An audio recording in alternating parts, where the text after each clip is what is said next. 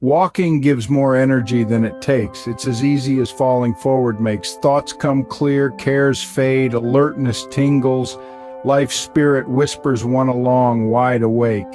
Hear the markers to signal our faint path. The Persian flask and two green fairy lamps flanked by petunias whose sums grant the math. From green to blue, your chameleon clothes change, while you factor in Victorian pots, your blue-blonde hair evermore rearranged. The vase and the flagon winked straight away, you now back to blonde, sporting lighter clothes as we pass on through the magical archway. A bridge appears where there was none before, on an extra green leaf morning newly born, spanning the gap between the river shores.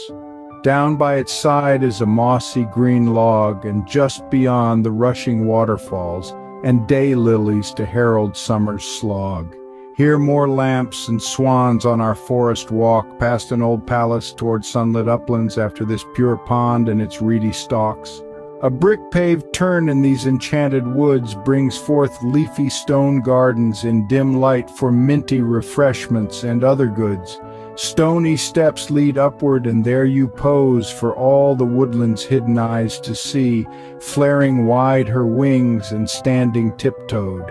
More falls call, and so we walk, rock to rock, cooling off in the water's splashy spray, on our wondrous journey that has no clock. You lie by the side of the moving pool, looking closely at the swirling wavelets, oft catching sight of a sparkling jewel. Next, of all things, sits a wonderland girl, with a large hat holding a big red egg, on the other side of the whirling swirl. Now with orchid wings you sit near the stream, amid the moss and the caressing mists, lost in time, while wandering through daydreams. Within the rocks a lime-green cave is carved, where jewels and a golden vase are stored, with the urn that Keats wrote an ode upon. There an elf's house in a haunting face tree, and more lanterns to guide us through the deeps, all laid out with the words of poetry. Here another woodsy home, a mushroom hut with a pumpkin and stools set for sitting. You outstretch your arms, welcoming the nuts. Another house built into a sturdy tree has two young fairies kneeling on the lawn near the large stones set in the greenery. We're greeted by elemental tree men guarding a massive face trunk just beyond, and unworldly lights shine forth in the glen. Green and bluish magic glows light the way, while angel sparks draw us travelers on through this warm midsummer's day. On warm-hearted ground under stone-cold sky, your carried waving lantern's light reveals a kindred soul set to sleep in a cup. She finds a glowing abode to sleep in sojourn with two other wanderers, pleasantly tired, waiting for dreams to begin. She dreams of comets in the starry night, from the wellspring of visions spark so bright, phantasms ranging among all the sights. Up at dawn she runs with its orbed glow balls, the sun racing behind her to catch up, she off again in her world without walls. The morning mists and clouds diffuse the sun, as there she stands wondering at cattails, her band of blue sporting its blonding run. The warmth surrounds her, and so she lays on the purple-eyed grass near the rippling pond, deep in reverie of the newborn day. We drink the dew from the flowers before the day can heat and evaporate the vapors away, gaining this light sustenance as fairies may. We fly through the grasses around a tree as an angel atop a mushroom points the way, leaving smoky swirls and vapor trails freed. Here the deep and preternatural forest, its primeval splendor undisturbed, the place where angels breathed into man's breath. Here a stream that we will make an ocean, through us growing small by quickly shrinking to ride the waves and crests with emotion. Butterfly wings sail our rounded leaf boat that has a flattened splinter for a seat, with a twig-vined rudder to keep afloat. From this overflowing wellspring of joy, passion, and desire, we drink elixir deep and wetting through and through o'er noise. Wanded fairies three share a wide tree stump, in the wooded green of all greens ne'er seen, where winter's seen is ere summer trumped.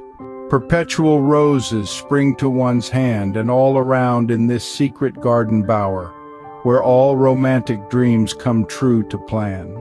Oh, kiss me, dear, and lift me from the grass, and twirl me up and above in love's whirl unto the heights where most joyous times pass.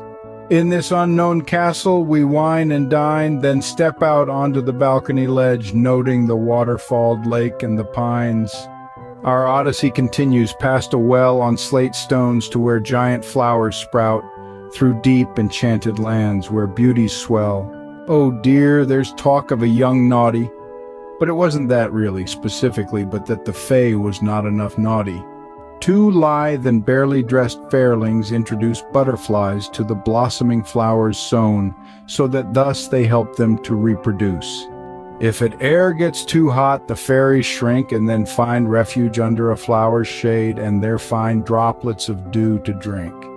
Under a corolla, the crystal ball of marble is read to get the weather and the future, which is why they never fall. In the landscaped gardens the cardinal bathes, while all the colors mix and shift the gaze, as a statue with a ball in the air plays. Summer follows us around, elfin queen of hearts, as we lay snug in forest green, your glowing pixie crown lighting the scene, your curves spooning, your ears pointing away. As fays we make love in the air, hovering, evanescent visions of disembodied happiness, the magic link in the chain of things, connecting man to God by angel and star to all that we are. Here's the secret garden, half as old as time, where poets live and write their words in rhyme, while the nightingale creates the rose by moonlit magic from their thoughts sublime. The literary scenes unfold before us, such as music often approaches one and surrounds, and then builds on the vibrance which in one is, to fill with beautiful visions and sounds. Our quick thoughts rise, mist rising from the dew, as living dreams unveil more than we knew. From poetry's light the garden grew, revealing mysterious wonders new. A lantern's clue turns you purple-violet, expands your wings and reverses the scene, erasing a few objects here and there. A half-good, half-bad guardian says stop, that it is the Queen's magic mountain land. Yet she relents and waves our beauty through. A pause while my own butterfly self sprouts in a flutterby, then alights on your hand as we rest on a stone arch bridge or a stream. Up the mountain we on purple brick path are walking into thin air with only grasses between us and the lands below. The green-haired queen welcomes us travelers. Come, you walk the road that all must enjoy. What do you seek of your passage, my dears? We seek the here and now, nothing more.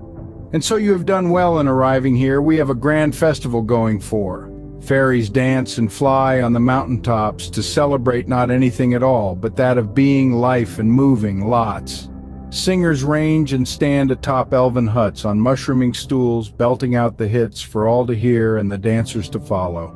The fairies bathe in a pond of potions, ensuring their skins to be everlasting, pure and deep, enhancing beauty's notions. Fairies naked swim to better their selves purify, in this land where timeless beings beautify, where ideals flourish high in the sky.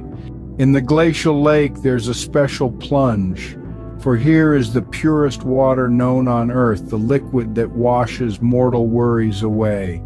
Evening bells ring in parties and social talk, lit by lanterns hanging from the branches, where they walk the talk and talk the walk. An enchantress juggles the moon in rhyme, sitting on a rock in the magical land, where lilacs and daisies grow at the same time. At the stairs to sleep, a ballet is performed, on the grass with plenty of footed point, with jazz, tap, lyrical and others formed. They're ready for sleep in warm cave portals that have green and leafy floors to cushion their nights resting, along with flower petals.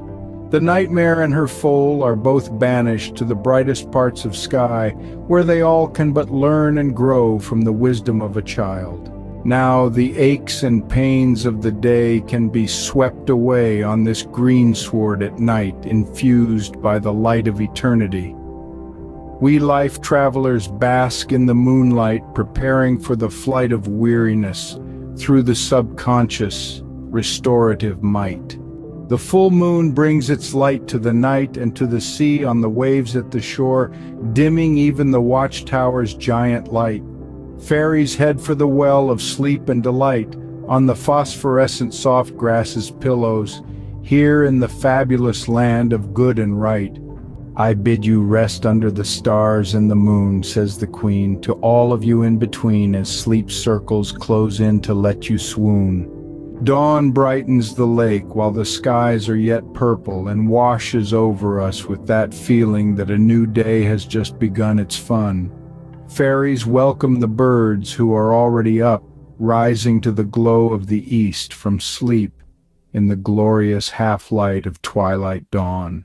We fly down the mountainside, a dream's truth, over ponds and grasses grown from the valley fertile from the rivulets sown by the mountain. Up and over through the misty vapors we wing into the here and now of this day in which everything is possible for. The slopes level into meadows of bouquets as quickly we ramble through rock and field, becoming and joining with every living thing. The flowers roll unto a village in utopia on a stream where a young lady stands firm upon a green grass platform jutting out. There's a ferry near an opening in tree with wooden planks being to walk by, all under the rays of the sun's majesty. There's a lively playground of shroom stools amid rocks, plants, flowers, grasses, and trees for those in recess from the fairy schools. At the base of the falls we meet a water nymph with webbed feet, fins, and scaled legs, but otherwise a fairy through and through. And twins sitting amid scattered leaves who are early autumn fairies leaving. Oh, how does the summer pass so quickly, geez. Within a week, the leaves flutter down more as a butterfly fairy sits against a tree in the presence of the main autumn fairy. A broomer next appears, sweeping a patio with every tree about her scene being orange, which is an even brighter color in fairyland.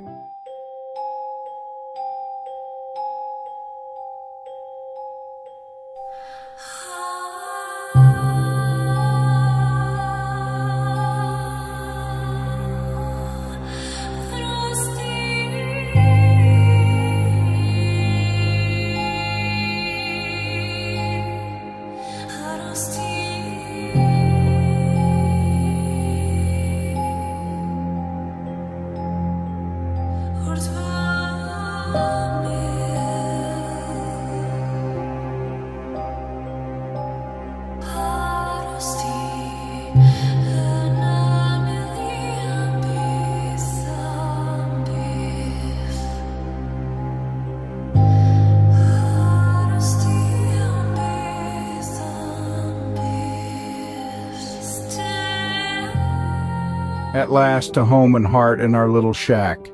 Did we get where we wished to go, we thought? Yes, it was the journey, not the destination.